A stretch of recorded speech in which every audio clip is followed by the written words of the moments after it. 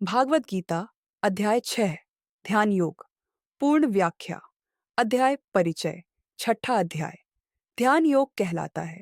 इसमें श्री कृष्ण अर्जुन को योग के माध्यम से आत्म संयम, ध्यान और मोक्ष का मार्ग समझाते हैं। ध्यान योग व्यक्ति को अपने मन और इंद्रियों पर नियंत्रण रखने में मदद करता है और उसे आत्मा के साथ एकाकार होने का मार्ग दिखाता है। श्लोक 1 से 9 कर्मयोगी और सन्यासी का वर्णन। जो व्यक्ति बिना फल की कामना किए अपने कर्तव्यों को करता है, वही सच्चा सन्यासी और योगी है। केवल कर्म का त्याग करना सन्यास नहीं है। सच्चा योगी वह है जो कर्म करते हुए भी आसक्ति से मुक्त है।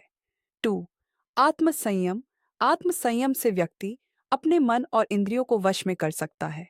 ऐसा योगी किसी के प्रति द्वेष नहीं करता और सभी के प्रति समान दृष्टि रखता है।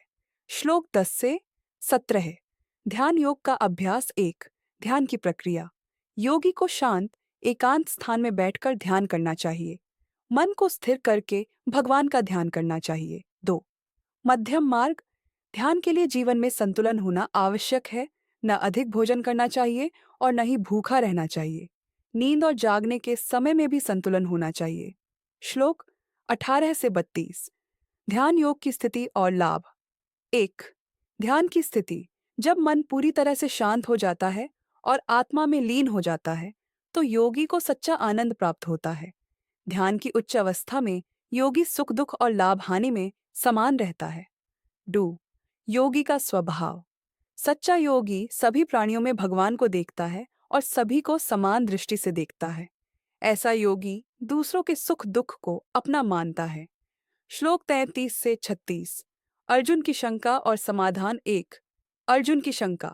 अर्जुन कहते हैं कि मन को नियंत्रित करना बहुत कठिन है। मन चंचल और बलवान है, इसे वश में करना मुश्किल है।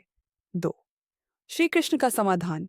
श्री कृष्ण कहते हैं कि अभ्यास और वैराग्य, आसक्ति का त्याग से मन को नियंत्रित किया जा सकता है। जो व्यक्ति अपने मन को नियंत्रित करता है, वह ध्यान योग में सफल होता है। श्लोक 37 से 45 असफल योगी का भविष्य। 1 असफल योगी। अर्जुन पूछते हैं कि यदि कोई योगी ध्यान और साधना में असफल हो जाए तो उसका क्या होता है। श्री कृष्ण बताते हैं कि ऐसा योगी अगले जन्म में पवित्र और आध्यात्मिक परिवार में जन्म लेता है।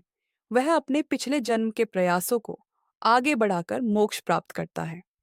श्लोक 46 से 47 श्रेष्ठ योगी कौन है। श्री कृष्ण कहते हैं कि सभी योगियों में वही श्रेष्ठ है जो भगवान के प्रति श्रद्धा और भक्ति के साथ ध्यान करता है। ऐसा योगी भगवान के सबसे निकट होता है। अध्याय का सार। 1 ध्यान योग का महत्व। ध्यान के माध्यम से मन को नियंत्रित करके आत्मा में स्थिरता प्राप्त की जा सकती है।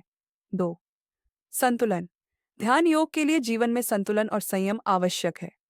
3 समान दृष्टि।